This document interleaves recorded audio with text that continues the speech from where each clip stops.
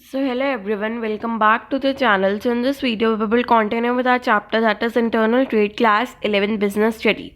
So today we will start with our topic retail trade. So जब मैंने आपको internal trades की types करवाई थी उसमें मैंने आपको करवाया था on the basis of quantity. दो टाइप्स करवाई थी, wholesale trade and retail trade. So हमने होलसेल ट्रेड को डिटेल में डिस्कस कर लिया था पार्ट 2 में, and now we will discuss retail trade.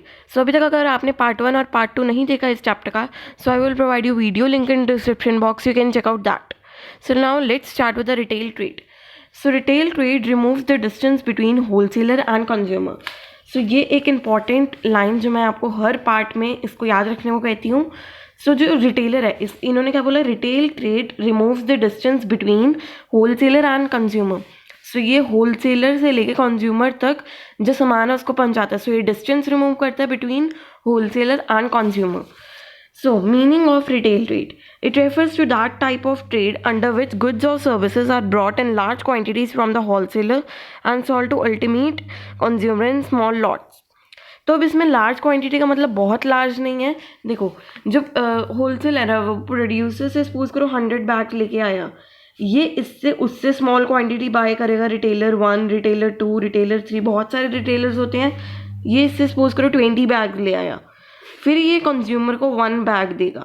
मतलब इसके लिए तो ये लार्ज क्वांटिटी है और ये स्मॉल लॉट्स में कंज्यूमर को ये प्रोवाइड करवा रहा है. क्लियर? सो पूरी लार्ज क्वांटिटी होलसेलर लेके आता है, फिर वो स्मॉल क्वांटिटी रिटेलर को देता है. ये रिटेलर के लिए तो लार्ज क्वांटिटी है, फिर ये स्मॉल लॉट्स में कंज्यूमर को प्रोवाइड करवाता है उसको. Clear? So retail trade is the last link among the business middle man. So it is the last link. अब रिटेलर के बाद कंज्यूमर पे पास जाएगा सीधा, ये तो लास्ट ही है. फर्स्ट क्या है, प्रोड्यूसर से wholesaler, then retailer is the last link. Under this trade, the goods are purchased from the wholesaler trade and sold in small quantities to the consumer. So ये होलसेलर से purchase करके consumer को small quantity में देता है. बस आपको ये लाइन याद रखनी है, इससे सारा कुछ हो जाएगा. Clear? Next is a person who sells goods in this way according to the needs of consumer is called retail trader. अब जो ये रिटेल ट्रेड कर रहा है उसको हम क्या कहते हैं, रिटेल ट्रेडर. क्या कहते हैं उसको, रिटेल ट्रेडर. कि जो रिटेल ट्रेड करेगा उसको हम ट्रेडर कहेंगे, retail trader. So a retailer means a person who purchases goods in large quantities and sell them repeatedly in small quantities in business parlance, he is called retailer. मतलब उसको retail trader भी कहते हैं और इसको retailer भी कह देते हैं. I have written here retailer. Okay. So इसको अब ये क्या करते हैं, लार्ज क्वांटिटीज लाते हैं, 20 बैग लाया और उसको रिपीटेडली, अब 1 बैग ये ले गया, 2 बैग कोई और ले जाएगा, देन 1 बैग कोई और ले जाएगा, और रिपीटेडली उसको स्मॉल क्वांटिटीज में आगे कंज्यूमर को प्रोवाइड करवाता है. Okay. So now next is features of retail trade और रिटेलर. मतलब रिटेलर के फीचर्स और रिटेल ट्रेड के features. So retail trader is the last link among the trade middleman. So it is the last link, I have told you many times, it is the last link from the wholesaler to consumer. Next is he deals in a number of things. अब जो हमने wholesaler पढ़ा था वो तो एक ही चीज़ by purchase करते हैं. मतलब जो होलसेलर है उसके पास एक ही टाइप की गुड्स होती है, बट जो रिटेलर है इसके पास मिल्क भी पड़ा होएगा, इसके पास पेन भी पड़ा होएगा. मतलब इसके पास all types of different goods होएगी जिसको वो स्मॉल लॉट्स में सेल करेगा. Okay. So he purchases goods from the wholesaler trader and sell them to the consumer. So ये wholesaler trader से लेगा और consumer को provide करवाएगा. He purchases comparatively less goods from the wholesaler trade. अब देखो यहाँ पे हमने पढ़ा था कि वो large quantities में लेते हैं, फिर आप confuse हो जाते हैं कि wholesaler भी large quantity में लेते हैं और retailer भी large quantity में लेते हैं. But no, it takes less quantity than the wholesaler trade. मतलब अगर होलसेलर ने 100 बैग्स परचेज किए हैं सो ये उसका हाफ लेगा, हाफ से कम लेगा, 20 बैग्स ही परचेज करेगा. Clear? Okay. So next features are he sells goods to the consumer in small quantities. ये कंज्यूमर को गुड्स स्मॉल क्वांटिटीज में देता है. 20 बैग्स लाया उसमें से 1 बैग सेल करेगा, 2 बैग सेल करेगा. अगर किसी ने ज़्यादा बैग्स मांग लिए, सपोज करो किसी ने 10 बैग्स मांग लिए, तो ये पीछे होलसेलर से और की डिमांड करेगा बैग्स की। Okay, so he needs comparatively less capital. अब इसको लेस कैपिटल चाहिए एज कम्पेयर टू होलसेलर। अब उसने 1000 बैग परचेज करने हैं, इसने उसके थोड़ी सी क्वांटिटी परचेज करनी है 100 का, सो इसको लेस कैपिटल लगती है। Next is he often purchases goods both in cash and on credit. अब जो होलसेलर है, होलसेलर क्या करता है, एडवांस में भी पेमेंट करता है प्रोड्यूसर को, और जो गुड्स होती है वो भी कैश पे लेता है। बट ये करता है, ये कभी कभी कैश पे लेता है और कभी कभी क्रेडिट पर भी ले लेता है। Generally he sells goods to the consumer in cash. तो ये जनरली सेल कैश पर ही करता है, सेल तो ये कैश भी करता है, पर परचेज कभी कभी क्रेडिट पे ही कर लेता है। ही जनरली गिव्स हिज शॉप अ प्लीजिंग गेटअप। सो इसका जो गेटअप होता है, मतलब ये डेकोरेट करके रखता है पूरा अच्छी तरह अपनी शॉप को, पूरे कांच वांच के शीशे वगैरह लगे होते हैं, पूरा अच्छी तरह बाहर डमीज वगैरह लगी होती हैं, अच्छी तरह डेकोरेट किया होता है।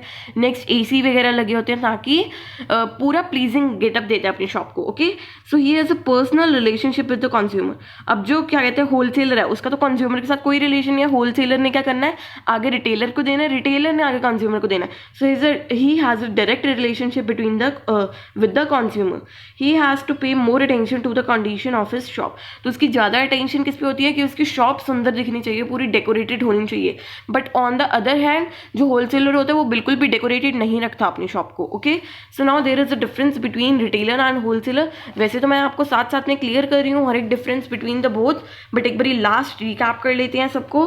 सो nature of trader, so he sells goods to consumer after purchasing then from wholesaler. So he purchases goods from the producer and sell them to retailer. So क्या करते हैं, नेचर क्या है इनका। सो देखो, होलसेलर क्या करेगा, प्रोड्यूसर से लाएगा रिटेलर को देगा, रिटेलर क्या करेगा, होलसेलर से लाएगा कंज्यूमर को देगा। Clear. Next is last transaction, the goods sold by them are not resold.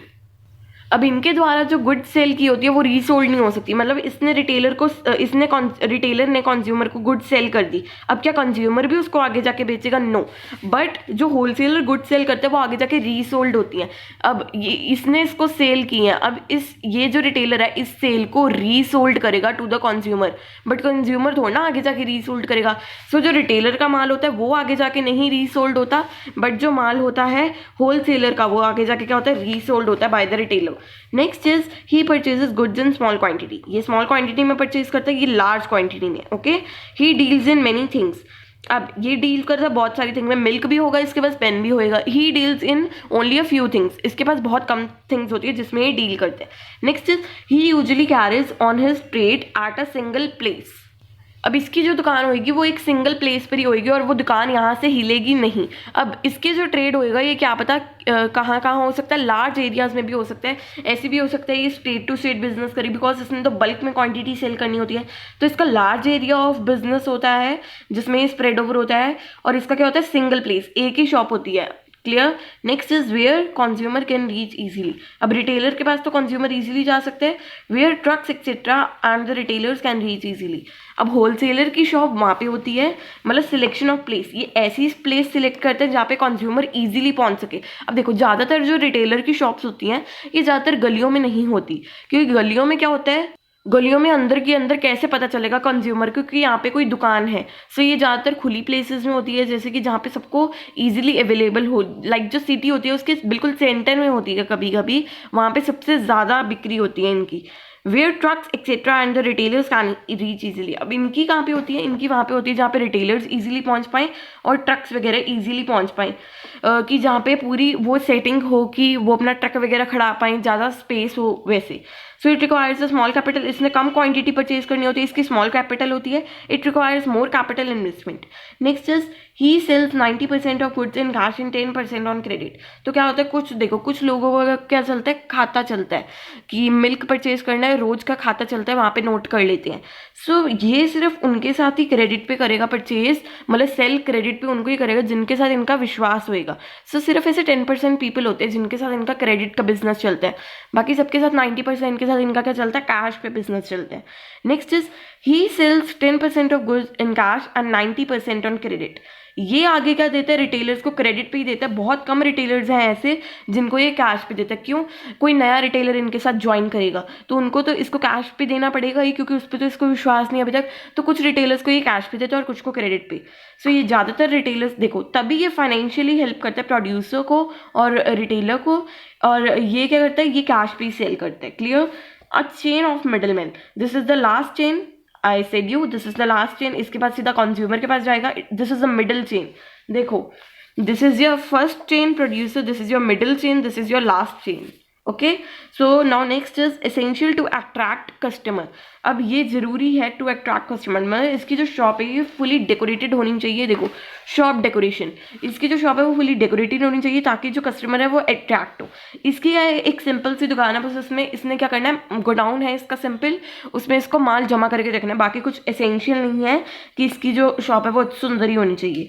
Next is needs of godown, really felt, utmost felt, मतलब इसमें तो जरूरी है कि इसके पास गोडाउन होने चाहिए। इसका जरूरी नहीं है क्योंकि इसको क्या है, अगर इसका माल खत्म हो गया, सपोज करो अगर इसने स्टॉक रखना ही हुआ तो ये क्या करेगा, ये होलसेलर से ही ले आएगा जब इसका माल खत्म होएगा, और अगर इसको स्टोर करके रखना होएगा तो उसको ज़रूरत ही नहीं पड़ती। सो नेक्स्ट इज सर्विसेज और यूटिलिटी ऑफ रिटेलर। अब पहले हमने होलसेलर की सर्विसेज पढ़ी थी सबके प्रति, अब रिटेलर की सर्विसेज पढ़ते हैं कंज्यूमर के प्रति, होलसेलर के प्रति क्या क्या सर्विसेज हैं इसकी। So, a retailer provides his services both to the wholesaler and the consumer. His services can be studied are under following two heads. तो वो wholesaler को भी services provide करता है और consumer के भी। क्यों इन दोनों को ही सिर्फ, क्योंकि ये इन दोनों के बीच में आता है, इससे सामान लेके आता है और इसको रीसोल्ड कर देता है आगे consumer को। So services towards wholesaler. So a retailer provides the following services to the wholesaler. To provide necessary information, a retailer is in very close contact with the consumer. He provide much information about the taste, fashion, need, etc. of the consumer to the wholesaler. He also tells him about the kinds of things and their place, which will usually. तो देखो ये क्या बोल रहे हैं कि वो जो रिटेलर है ये होलसेलर को जाके बताता है कि कंज्यूमर को क्या नीड है। देखो, जब कंज्यूमर को कुछ चाहिए होगा वो आके रिटेलर को बताएगा कि हाँ, डिमांड करेगा कि ये मार्केट में ट्रेंड चल रहा है, हमें ये चीज़ चाहिए, तो रिटेलर क्या करेगा, आगे जाके होलसेलर को ये सारी इंफॉर्मेशन प्रोवाइड करवाता है कि मार्केट में इस चीज़ का ट्रेंड चल रहा है और हमें भी ये चीज़ प्रोड्यूसर से फिर वो आगे जाके मांगता है wholesaler. So be popular with the consumers on the basis of such information of wholesaler purchases things and he is saved of the trouble of getting his money blocked in the purchase of useless things. तो ताकि ये इससे क्या help होती है wholesaler को कि वो ऐसे यूजलेस थिंग्स नहीं बाय करता, कुछ ट्रेंडी चीज़ें बाय करेगा, कुछ अच्छी चीज़ें बाय करेगा जिसकी कंज्यूमर को डिमांड होगी। Okay, so next is to create demand. A retailer creates a demand for existing things and new things. He accomplished this job by telling his customer about the merits of things and different ways of using them. The consumer gets satisfied and purchase those things time and again, this also benefits the wholesaler. तो ये क्या करता है, जो retailer होता है वो demand को प्रोड्यूस करता है, मतलब डिमांड को क्रिएट करता है कंज्यूमर तक। कैसे, उसको उसके मेरिट्स बताते हैं, उसको सारी चीज़ें, मेरिट्स, अच्छी अच्छी चीज़ें ज़्यादातर ही बताते हैं। रिटेलर क्या करते हैं, ज़्यादातर अच्छी चीज़ें बताते हैं ताकि कंज्यूमर उसको बाय करे। तो क्या करता है, वो उस थिंग के बारे में अच्छी अच्छी चीज़ें बताता है जिससे जो कंज्यूमर है वो अट्रैक्ट होता है उस चीज़ के प्रति और उसकी डिमांड करता है, जिससे वो होलसेलर से और थिंग्स परचेज करता है, तो होलसेलर को भी इससे फ़ायदा होता है। Next is local advertisement. The major burden of advertisement lies on the wholesaler but the retailer helps them himself doing the local advertisement. अब देखो, रिटेलर के पास इतनी कैपिटल तो होती नहीं कि वो टीवी वगैरह में एडवर्टाइजमेंट करे, तो ये सारा जो प्रेशर जाता है ये होलसेलर पे जाता है। बट फिर भी रिटेलर एक हेल्प करता है होलसेलर की। कैसे हेल्प करता है कि वो क्या करता है, लोकल एडवर्टाइजमेंट करता है। How local advertisement? Local advertisement mean providing information to the consumer about the various things by meeting them personally. The retailer accomplishes this task without any additional labor. तो देखो, या तो ये टास्क अब retailer करे या तो ये एडिशनल लेबर रखना पड़े होलसेलर को। तो ये जो टास्क है ये रिटेलर ही कर देता है। ये टास्क रिटेलर कैसे करता है कि जो भी उसके शॉप पे कस्टमर आते हैं उसको वो सब चीज़ों के बारे में बताता है, मीन्स पर्सनली जाके बताता है कंज्यूमर्स को उस थिंग के बारे, जिससे उसकी लोकल एडवर्टाइजमेंट हो जाती है। Next is help in distribution. So the shop of the wholesaler trade are located at special places and are at a distance from the consumer while the retail shops are found everywhere. Therefore, the retail brings things from the distant places and supplies them to consumer. This easily solves the problem of distribution for the wholesale trade. अब देखो, या तो wholesaler को different जगह पे जाके trucks की help से उसका ट्रांसपोर्टेशन का खर्चा होएगा, उसकी हेल्प से उसको सब कंज्यूमर तक थिंग्स पहुंचानी पड़ेगी। बट ये काम कौन कर देता है, ये काम कौन कर देता है, हेल्प इन डिस्ट्रीब्यूशन रिटेलर कर देता है ये काम। वो क्या करता है, थिंग्स को इतनी दूर से लाता है, होलसेलर के पास से लाता है, और उसकी शॉप्स तो बहुत जगह पे होती है, मतलब स्पेशल प्लेसेस पे उसकी शॉप्स होती है।